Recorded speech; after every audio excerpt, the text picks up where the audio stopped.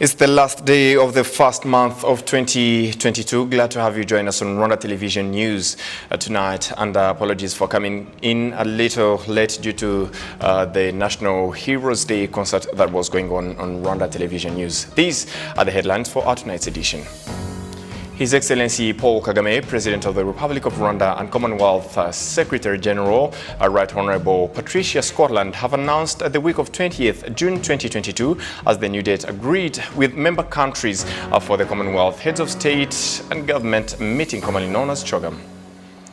As Rwandans prepare to celebrate the National Heroes Day on Tuesday, the elderly in the country have urged young people not to waste opportunities they have been given and instead strive for the continued development of the country and unity of all Rwandans.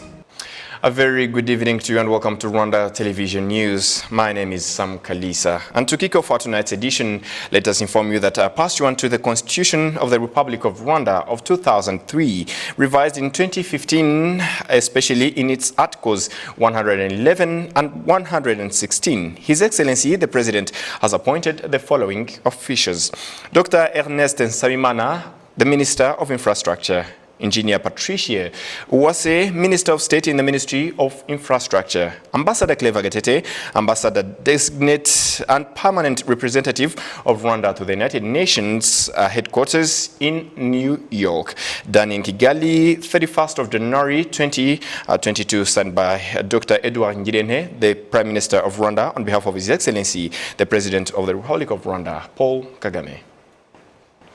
And to move ahead, let us inform you that His Excellency President Paul Kagame, the President of the Republic of Rwanda and Commonwealth Secretary General, Right Honorable Patricia Scotland, have announced the week of 20th June 2022 as the new date agreed with member countries for the Commonwealth Heads of State and Government meeting, commonly known as CHOGM.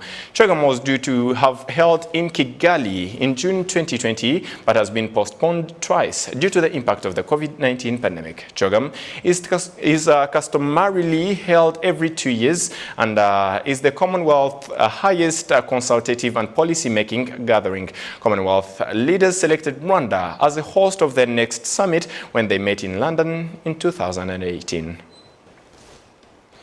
And in regards to celebration of the National Heroes Day, the government of Rwanda has once again reiterated before we go to celebrating the National Heroes Day that will be celebrated on the 1st of February 2022, which is absolutely tomorrow. The government of Rwanda has once again reiterated that while Gatuna land border has been reopened after almost 3 years, COVID-19 regulations are still in place, and that the ministries of health for both countries are working on joint COVID-19 protocols. Gloria Mutesi has the report. At about 3:30 a.m. is when the first cargo truck that was coming from the Democratic Republic of Congo arrived at the Gatuna border to cross into Uganda.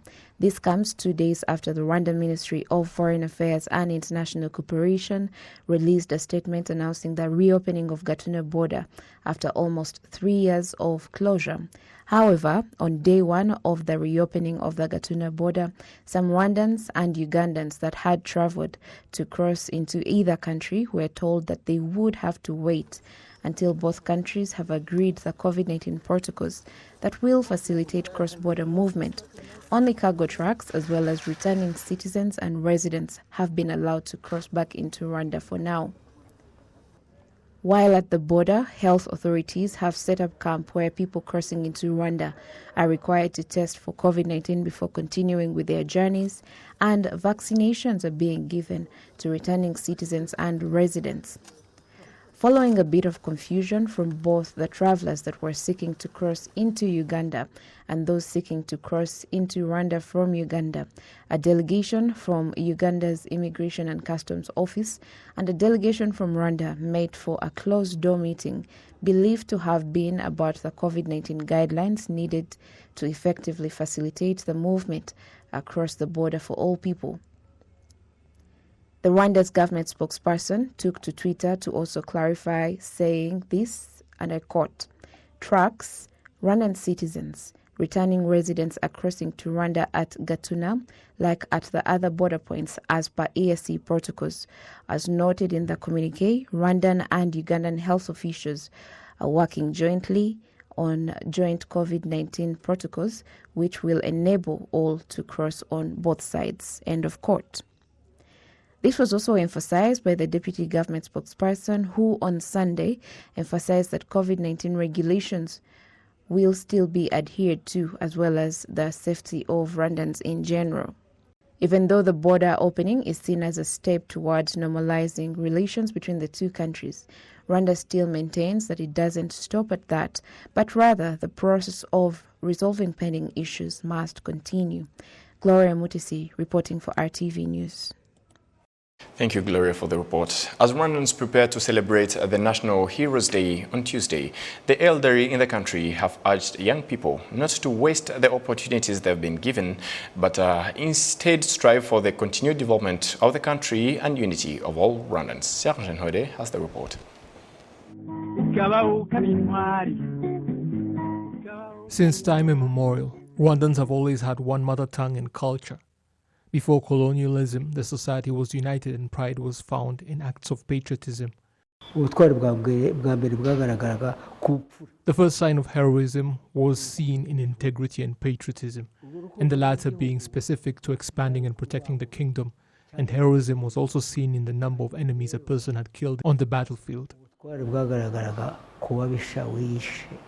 The first category of heroes were known to have killed as many as 21 enemies in battle, and such individuals were then exempt from all future military campaigns. The second category was of people who had killed at least 14 enemies in battle, while the third category was comprised of those who had taken the lives of 7 enemy combatants.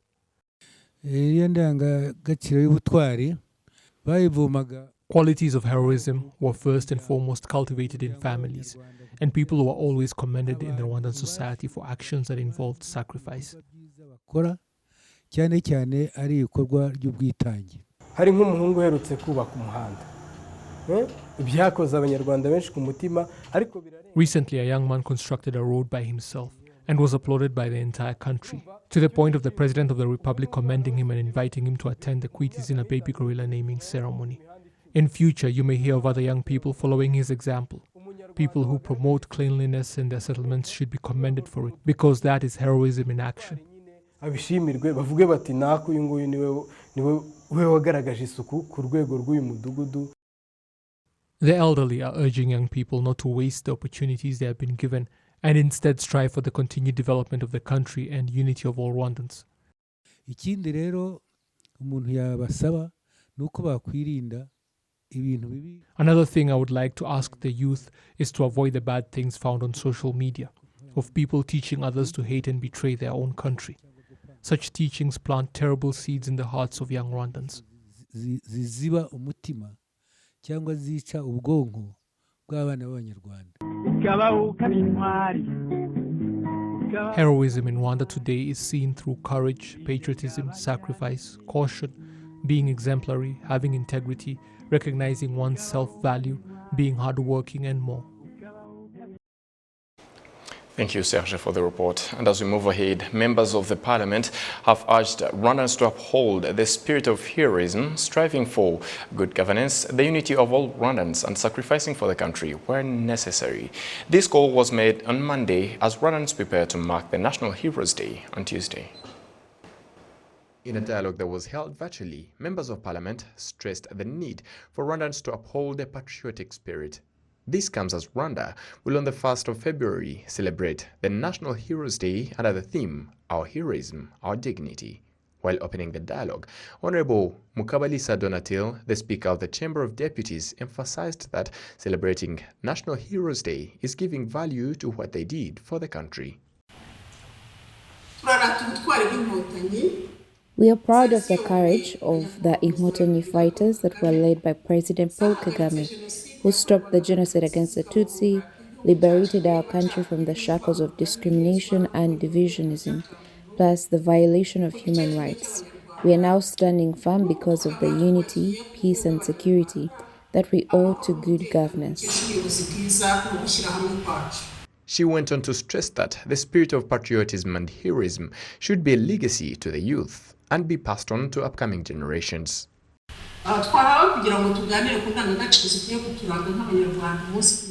We want to talk about the values that should characterize us day by day, and that is what we need to preach to our families, to our youth, for today and for the future, so that in the future they can also educate their descendants, so that it will be a series of shared values and dignity, patriotism, humanity, avoiding divisions, being real stewards of what has been achieved, selflessness, and more.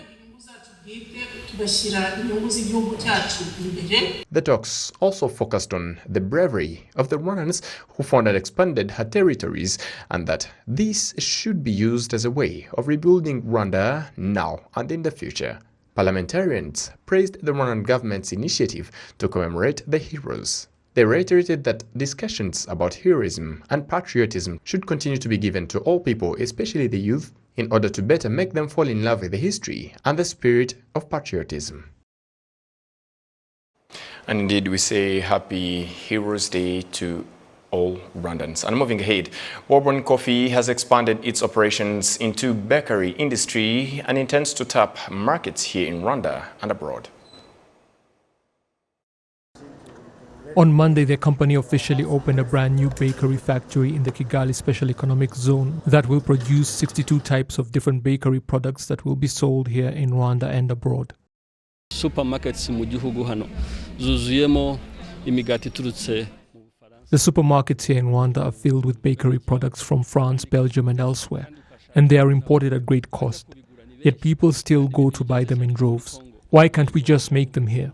That is the reason we have made this investment. Even in the DRC, in towns and cities like Goma and Kinshasa, or in Congo-Brazzaville and the Central African Republic, 80% of bakery products are imported from France and Belgium, and we are located much closer to those markets than competitors in those countries of Europe. We believe Congo will be a good market for us, and they will be able to buy those bakery products at a much cheaper price.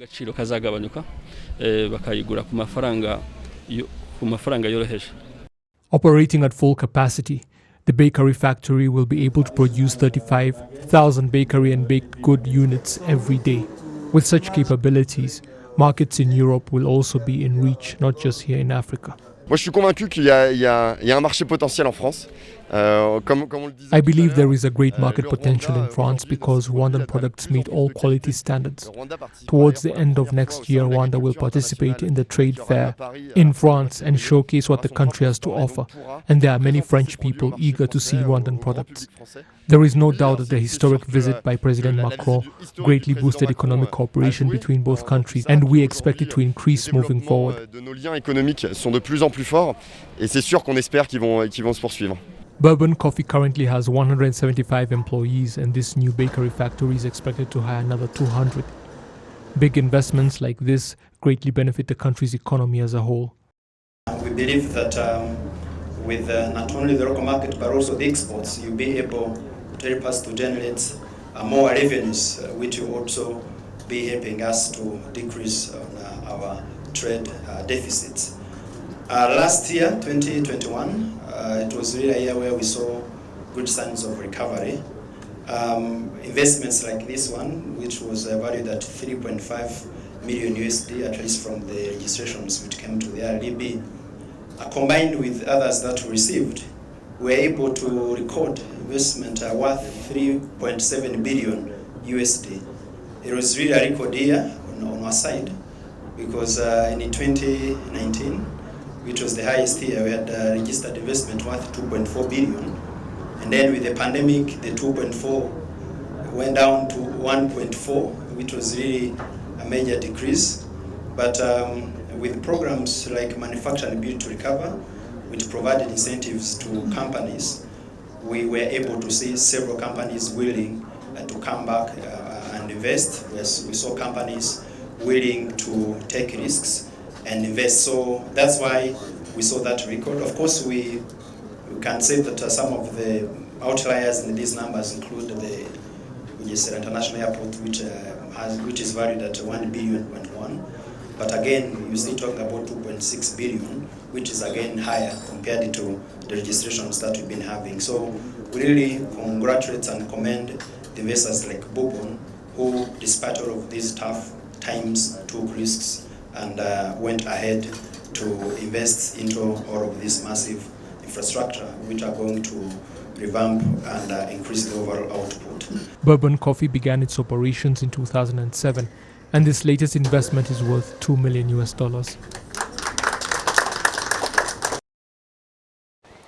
And as we proceed, the Ministry of Environment has launched the Rwanda Cooling Initiatives, a green and wage, the financing mechanism through which the environmentally friendly refrigerators and air conditioners will be more widely accessible and affordable in Rwanda. Betty Mutoni has the report. These are some cooling equipments that the government is promoting in protecting environment as well as reducing energy consumption in the households. And the effect of high global warming potential is that at one point the gases that we're using in this cooling equipment will be a lot, and they will trap a lot of heat, and our globe warms when the prevalent gases trap a lot of heat. And that's why carbon dioxide is usually taken as a reference, because it traps heat. But these gases trap a lot of heat compared to carbon dioxide. Some of them trap up to the extent of 20,000 times the ratio of carbon dioxide. Over 100,000 old refrigerators and 50,000 ACs owned countrywide, if taken back to Rwanda e-waste recycling facility, get 15% discount on the new appliance, according to the country general manager of InvroServe, Olivier Mbera. If you take back there, you will get a 15% discount on the new equipment. So once you brought it to our collection point or collection center, we give you a voucher. And the voucher, you will take the voucher to the vendor, and the vendor will be able to give you a discount of 15% on the new energy-efficient cooling equipment. The Chief Executive Officer of Bank of Kigali, Dr. Diane Karusis, says that interested clients will be getting the appliances at the interest rate of 16 to 18% depending on the period agreed upon. We want people to be able to buy refrigerators, ACs, and they'll be applying for the facility with the vendor that is selected. We have 4 selected vendors, and these applications would be coming to us. We'll make an assessment if it's a good client. Obviously, if it's not someone who has arrears, etc., we'll be able to immediately approve, and the client will have access to that appliance, and he'll be paying over a number of installments. And again, we'll be discussing the client. Do you want to pay in 6 months, in 12 months, in more? Because we believe that these appliances are useful and important for people who are growing in terms of incomes, who want, these are middle-income families, and we want to be supporting them to have access to these appliances. If we are together. The Minister of Environment, Dr. Jean-Delke Mujawamariya, noted that the inefficient appliances will be denied interest into the country. If it was possible, we would have implemented it last year, concerning to the denying access of substandard appliances into the country. After the signing Kigali Amendment to Montreal Protocol, we would have immediately stopped the importation of such appliances. By 2024 in Rwanda, there will be 228,000 efficient refrigerators and 4,055 ACs. The Montreal Protocol amended in Kigali was effective in January 2019, and the goal is to achieve over 80% reduction in HFC consumption by 2047. Betty Mutoni, RwandaTV News. And on behalf of the entire news production team, thank you very much for being with us. My name stays Sam Kalisa, and let me say Happy Heroes Day to all Rwandans, and have a fruitful week ahead.